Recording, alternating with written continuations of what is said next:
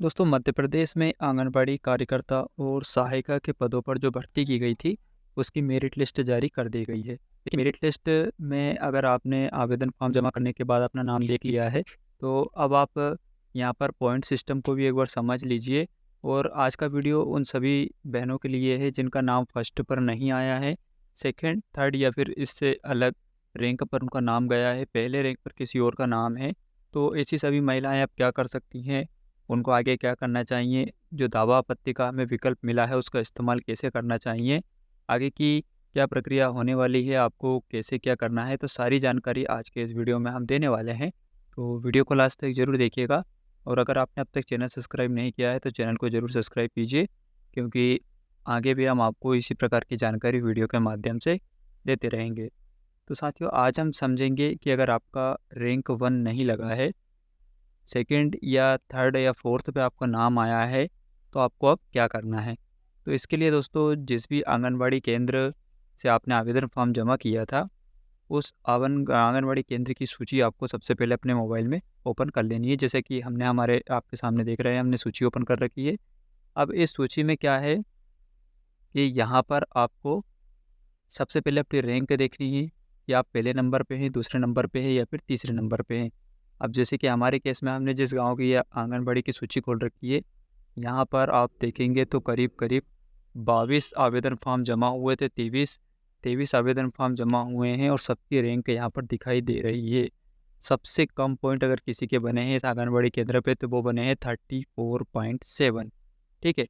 तो इसी प्रकार से रैंक सिस्टम चलता है और रैंक में जिसके पॉइंट सबसे ज़्यादा होते हैं, उसको यहाँ पर सिलेक्शन उसका होता है। तो यहाँ पर सबसे ज़्यादा पॉइंट है 62।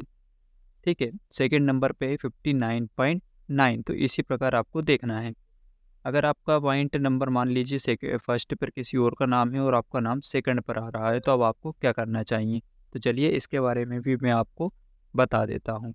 तो देखिए, यहाँ पर आपको स्टार्टिंग से पॉइंट 1 से लेकर जो यहाँ पर पहला रैंक वाला है उसका, और आपका अगर सेकंड रैंक है, तो आपको दोनों की मिलान करना है डाटा से कि इनको पहले, सबसे पहले तो आपको ये जानकारी निकालनी है कि इनको कौन-कौन सी चीज़ों के पॉइंट मिले हैं। जैसे फर्स्ट वाला जो भी यहाँ पर कैंडिडेट है, उसको सबसे पहला 5 पॉइंट मिला है यहाँ पर बीपीएल राशन कार्ड के ज़रिए।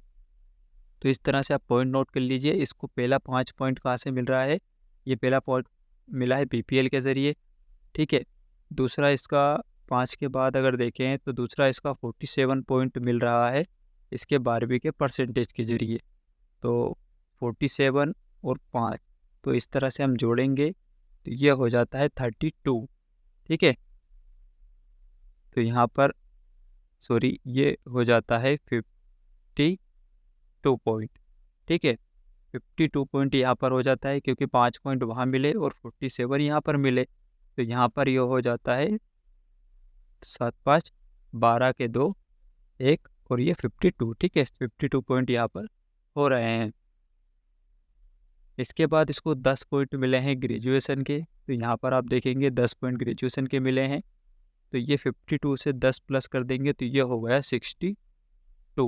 तो इस प्रकार इस महिला को 62 पॉइंट मिले हैं। अब आपको अपनी रैंक का पॉइंट देखना है। ठीक है? तो आप कहाँ पर पीछे रह रहे हैं, आप पहले ये चेक कर लीजिए। तो आपको भी बीपीएल का 5 पॉइंट मिला है। इसके बाद आपके जो 12th में परसेंटेज थे वो आपके कम होने के कारण आपको यहाँ पर फर्स्ट कैंडिडेट से 3.9 पॉइंट कम बने हैं परसेंटेज के बेस पे। ठीक है? इसके बाद आपका सारा कैटेगरी सब कुछ सेम रहा। ठीक, अब आपको चेक क्या करना है कि जो भी महिला फर्स्ट रैंक पर आई है, उसका आप सबसे पहले बीपीएल चेक कीजिए, क्योंकि इसे 5 पॉइंट बीपीएल के मिले हैं।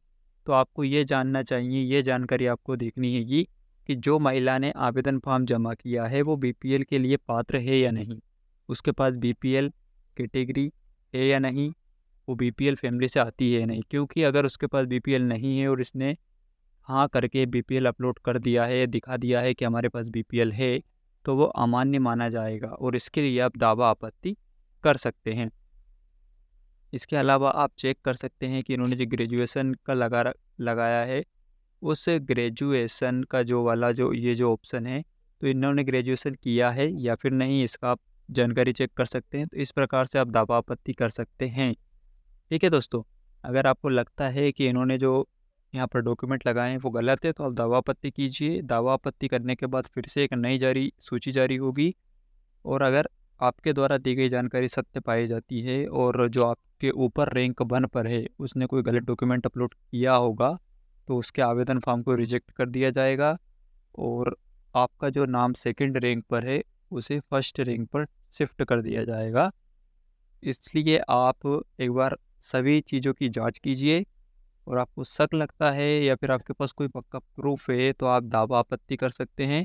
दावा आपत्ति कैसे करना है, इसकी जानकारी आपको हम हमारे चैनल पर नेक्स्ट वीडियो में देने वाले हैं।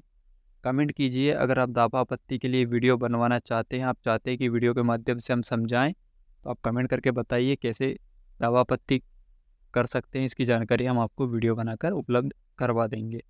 ठीक है दोस्तों, और जिन भी महिला का नाम फर्स्ट पर आया है उन सभी के लिए बहुत बड़ी खुशखबरी है।